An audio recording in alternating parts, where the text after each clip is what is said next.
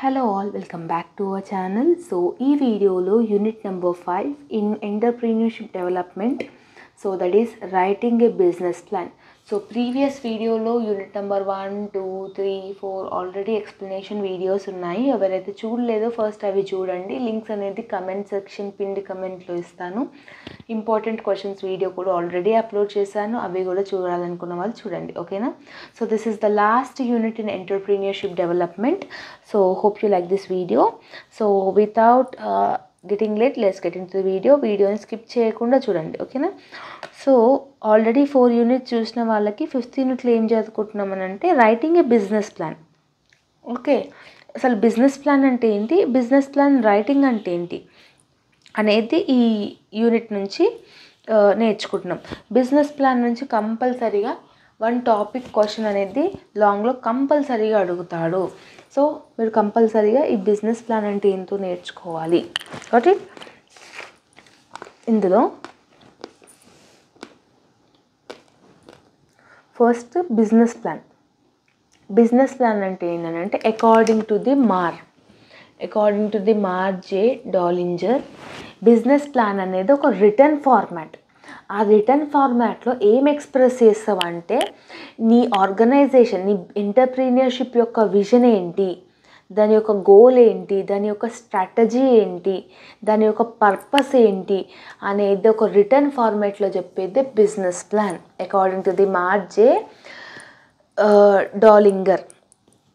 Okay, next according to the Jack M Kaplan, the term business plan development of a written document that spells out the roadmap where you are and where you want to be and how you want to get there.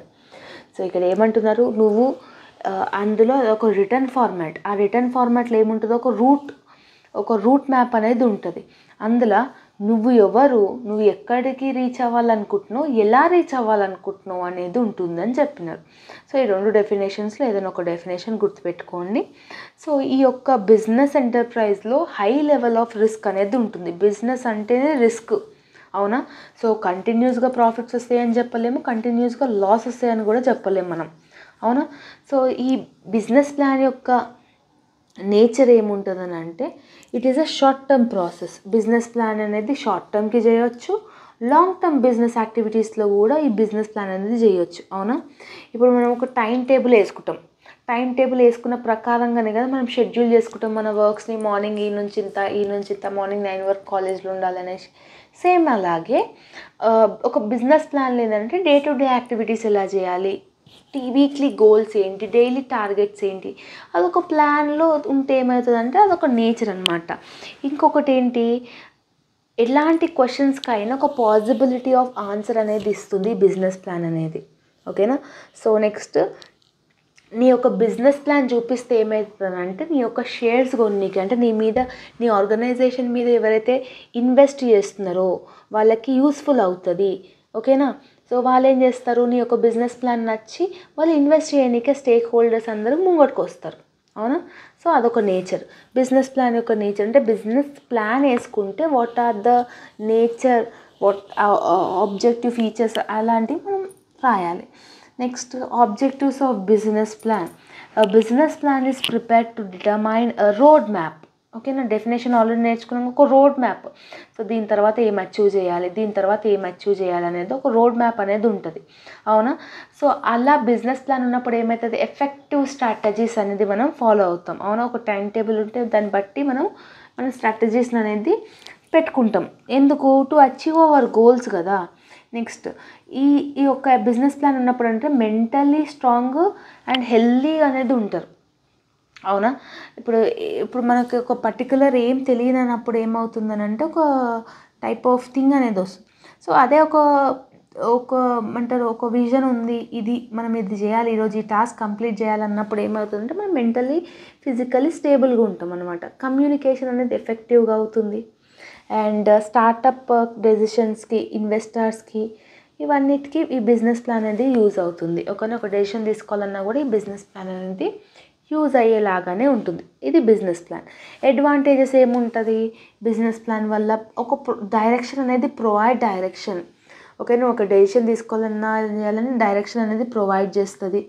Attracts investors and landlords. నీ ఒక business plan చూపిస్తే investors ఎవరికైతే నచ్చుతారో వాళ్ళు వచ్చి నీ మీద invest చేస్తారని చెప్పాను కదా. డెసిషన్ మేకింగ్కి సపోర్ట్ చేస్తుంది. హెల్ప్స్ సెక్యూర్ ఫండింగ్, అంటే నీ ఒక ఫండ్స్ చేస్తున్నప్పుడు సెక్యూర్గా ఉంటుంది. కాంపిటేటివ్నెస్, అంటే ఎదుటి వాళ్ళకి కాంపిటేటివ్గా ఉంటావు. ఫెయిల్యూర్ని అవాయిడ్ చేయొచ్చు ఒకవేళ నీకు ఒక బిజినెస్ ప్లాన్, ఒక విజన్ ఉంటే. ఎఫెక్టివ్ ప్లానింగ్, కాన్ఫిడెన్స్ని ఇంక్రీజ్ చేసుకుంటావు. కానీ డిసడ్వాంటేజెస్ కూడా ఉంటాయి బిజినెస్ ప్లాన్స్లో. ఏంటి అని అంటే బిజినెస్ ప్లాన్స్ అనేది పొటెన్షియల్ ఆపర్చునిటీస్లోకే ఉండదు. లైక్ ఫర్ ఎగ్జాంపుల్ ఎక్స్టర్నల్ ఫ్యాక్టర్స్ని, మార్కెట్ కండిషన్స్ని బట్టి, ట్రెండ్స్ని బట్టి చేంజ్ అవుతూ ఉంటుంది. అవునా, అవుట్డేటెడ్ టెక్నిక్స్ మనకి పనికిరావు. ఓకేనా. నెక్స్ట్ ఆల్టర్నేటివ్ బిజినెస్ ప్లాన్, అంటే ఒక బిజినెస్ ప్లాన్ ఒకవేళ ఇందులో లాస్ వచ్చినా కూడా నీకు ఆల్టర్నేటివ్ బిజినెస్ ప్లాన్ అనేది ఉండాలి. అదొక మేజర్ డిసడ్వాంటేజ్ అనమాట. Got it. Next components of business. Components of బిజినెస్లో అంటే బిజినెస్ ప్లాన్లో ఏమేమి రాయాలి అంటే స్ట్రక్చర్ ఏంటి, కవర్ పేజ్లో నీ ఆర్గనైజేషన్ యొక్క డీటెయిల్స్, ఓనర్ డీటెయిల్స్, అడ్రస్ ఏంటి, కాంటాక్ట్ డీటెయిల్స్ ఏంటి, నేమ్ ఆఫ్ ది కంపెనీ ఏంటి, ఇవన్నీ రాస్తాం. నెక్స్ట్ ఎగ్జిక్యూటివ్ సమ్మరీలో నీ యొక్క బిజినెస్ ప్లాన్కి సంబంధించిన బ్రీఫ్ ఎగ్జిక్యూషన్ సమ్మరీ అనేది ఇస్తావు. అవునా, అంటే మొత్తం ఇన్ఫర్మేషన్, ఫార్మల్ ఇన్ఫర్మేషన్, నీ యొక్క ఆర్గనైజేషన్లో టీం ఎలాంటిది, దాని యొక్క స్ట్రాటజీస్ ఏంటి, దాని యొక్క రిస్క్ ఏంటి, దాని యొక్క ప్రాఫిట్స్ ఏంటి, దాని యొక్క బడ్జెట్ ఏంటి, దాని యొక్క మార్కెట్ కండిషన్స్ ఏంటి, ఇదంతా బ్రీఫ్ సమ్మరీ ఇచ్చేది executive summary. Third one business concept. Business concept అంటే వేరియస్ బిజినెస్ కాన్సెప్ట్ని అడాప్ట్ చేసుకోవడం. ఓకేనా. స్పెసిఫైజేషన్ ఆఫ్ ది ప్రోడక్ట్స్, ఓకేనా, డిజైన్స్ కానీ ఇట్లాంటివి. నెక్స్ట్ మేనేజ్మెంట్ సమ్మరీ, ఎంతమంది మేనేజ్మెంట్ సమ్మరీస్ ఉన్నారు, ఓనర్స్ ఎంతమంది, అందులో డీలర్స్ ఎంతమంది. ఓకేనా. నెక్స్ట్ వన్ బిజినెస్ స్ట్రాటజీస్ అనేది మనం యూజ్ చేస్తాం. అవునా, బిజినెస్ స్ట్రాటజీస్ అనేది కంపల్సరీగా ఎవ్రీ బిజినెస్ ఆర్గనైజేషన్లో ఉంటుంది. బిజినెస్ స్ట్రాటజీస్ లేకపోతే ఎవరైనా ఉంటారు, ఉండదు. నెక్స్ట్ మార్కెటింగ్ ప్లాన్, అంటే ఎలా అడ్వర్టైజ్మెంట్ చేద్దాం అనుకుంటున్నావు నీ యొక్క న్యూ ప్రోడక్ట్ని. ఓకే. ఆపరేషన్స్ ప్లాన్ ఏంటి, ఎలా లొకేట్ చేసుకుంటావు నీ యొక్క రా మెటీరియల్స్ని కానీ, నీ యొక్క లొకేషన్ని కానీ, నీ యొక్క ఎంప్లాయీస్ని కానీ ఎలా లొకేట్ చేసుకుంటావు. ఓకే. నెక్స్ట్ ఫినాన్షియల్ ప్లాన్, నువ్వు అనుకున్నావు అయిపోయింది, దానికి ఎంత ఖర్చు అవుతుంది, దాని యొక్క ఫైనాన్షియల్ స్టెబిలిటీ ఏంటి చూసుకుంటాం కదా, అది important. Next appendix is nothing but like survey. Okay, taking surveys లాగా ఇలాంటిది. సో ఇదొకటి. Next MVP, that is minimal viable product. అంటే ఏంటి, ఇదొక డెవలప్మెంట్ స్ట్రాటజీ. ఇది ఏం చేస్తుందంటే బేసిక్ వర్షన్ ప్రోడక్ట్ ఏదైతే ఉందో అది మార్కెట్లోకి వదులుతుంది. అదేం చేస్తుంది, ప్రోడక్ట్ ఫీడ్బ్యాక్ని తీసుకుంటుంది కస్టమర్స్ దగ్గర నుంచి. ఆ ఫీడ్బ్యాక్ వల్ల ఏంటి అని అంటే అందులో ఏమైనా చేంజెస్ చేస్తామా, ఆ ప్రోడక్ట్లో ఏమైనా చేంజెస్ చేయతగ్గట్టుగా ఉన్నాయా, కస్టమర్స్కి సాటిస్ఫై అవుతుందా లేదా అన్న దానికి ఉంటుంది. MVPలో మొత్తం ఫస్ట్ మీరు MVP ఒక ప్రాసెస్ నేర్చుకోవాలి. అందులో ఫస్ట్ వన్ వచ్చేసి మార్కెట్ రీసెర్చ్, అంటే మార్కెట్లో ప్రజెంట్ ఏ దానికి రీసెర్చ్ చేసి ఏ ప్రోడక్ట్కి అయితే మంచిగా వాల్యూ ఉందో ఆ ప్రోడక్ట్కి మనం అమ్ముతేనే కదా మనకి ప్రాఫిట్స్ అనేది వస్తుంది. సెకండ్ వన్ వచ్చి డిఫైన్ ప్రోడక్ట్స్ వాల్యుయేషన్ ప్రపోజిషన్. ఇక్కడ ఏమంటున్నారు, ఆ ప్రోడక్ట్ వల్ల కస్టమర్స్కి ఎంతమందికి అంత రిక్వైర్మెంట్ ఉంది, యూజ్ ఎంతమందికి ఉంది. Next map out user flow, అంటే ఎంత సప్లయర్ ఎంత ఉంది, ఓకేనా, ఆ పర్టికులర్ ప్రోడక్ట్కి డిమాండ్ ఎంత ఉంది అనేది కనుక్కోవాలి. MVP ఫీచర్స్ కనుక్కోవాలి. లాంచ్ MVP, తర్వాత ఎక్సర్సైజ్ చేసుకోవాలి. సో MVP ఒకటి నేర్చుకోండి. అండ్ ఇంతకుముందుకు బిజినెస్ ప్లాన్ నేర్చుకున్నాం, అదొకటి నేర్చుకోండి. ఇంకొకటి డిజిటల్ ప్రెజెన్స్ ఆఫ్ వెంచర్ అన్న బిజినెస్ అన్న ఒకటే కదా. డిజిటల్ ప్రెజెన్స్ అంటే ఏంటి, టీవీ యాడ్స్ కానివ్వండి, ఓకేనా, ఇట్లాంటివి ఇచ్చినప్పుడు వాట్ ఆర్ ద నీడ్ ఏంటి, దాని యొక్క అడ్వాంటేజ్ ఏంటి, ఓకే, ఇట్లాంటివి రాసుకుంటూ ఉండాలి. అంతే, 5th యూనిట్లకని ఇట్లాంటివి నేర్చుకుంటే సరిపోతుంది. ఓకే. నెక్స్ట్ షార్ట్ క్వశ్చన్స్ మీకు ఆల్రెడీ వచ్చేస్తుంది. లాంగ్ వచ్చినాయి అంటే షార్ట్ వచ్చినట్టే. Okay. So this is all about the unit number 5 and the last unit of entrepreneurship development.